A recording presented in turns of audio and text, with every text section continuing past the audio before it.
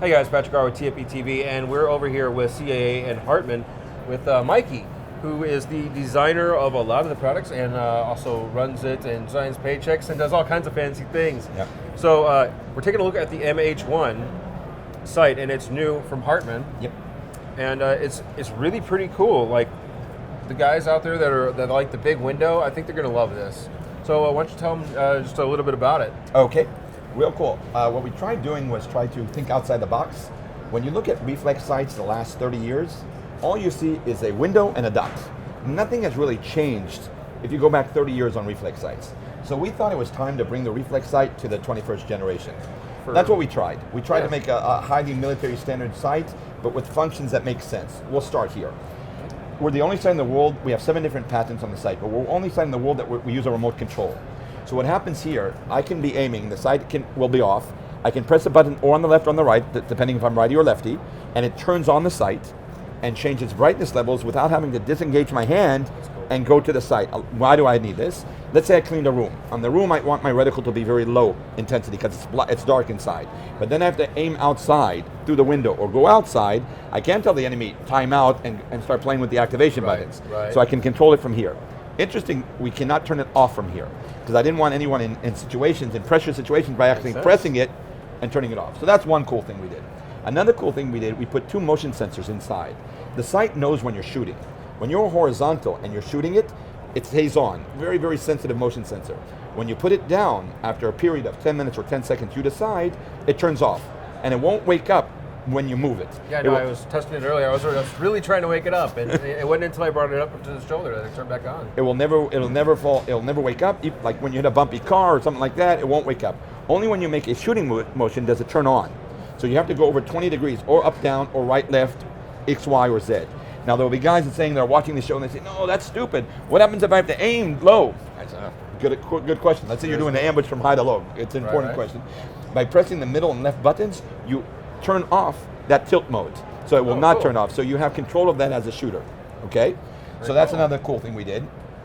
Another cool thing that we do here is that we have a user interface. And we have it's the only reflex sight in the world that's actually rechargeable. So we did a patent on that as well. You can take your cable out of your cell phone while you're driving the range, you plug it in, and you charge it.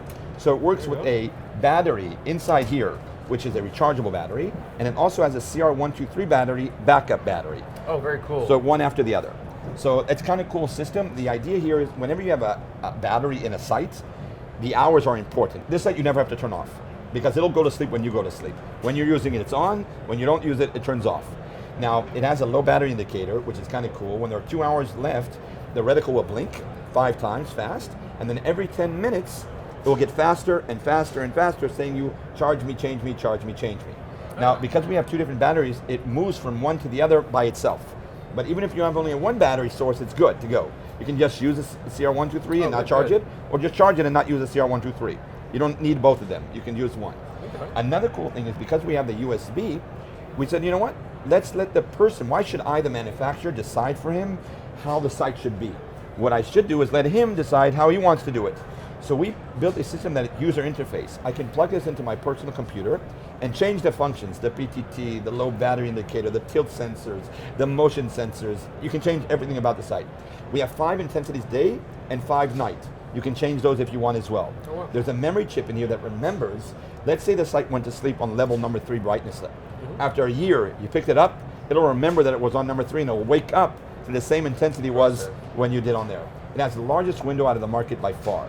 Now there are those that will say, large window, I don't need a large window, I shoot with 2 eyes open. Many, many people believe that with a reflex sight you should shoot with 2 eyes open.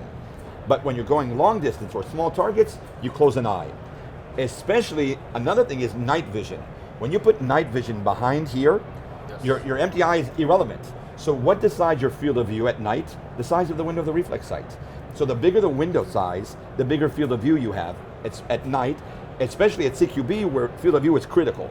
So that's the reason we made the window with the largest window on the market. Very cool. Did you see the reticle? Yes, I did. 2 lines with a dot in the center. And why do we do the lines, do you think? What would be the idea? My idea would be to make sure the gun's level. That's my guess. 100%, exactly the reason. Almost all reflex sights use a dot. So we put balancing lines to let you know if you're off cant. And once you put those lines there, we said, well, we might as well use them. Like a binoculars, we can range estimate with the lines.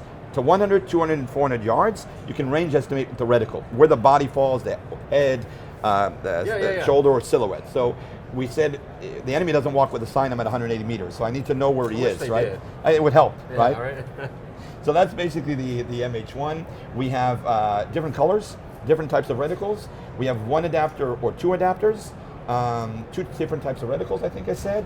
Mil standard, kill it, whatever you want to do with it. We do now a 5-year warranty on it. And the MSRP is $650.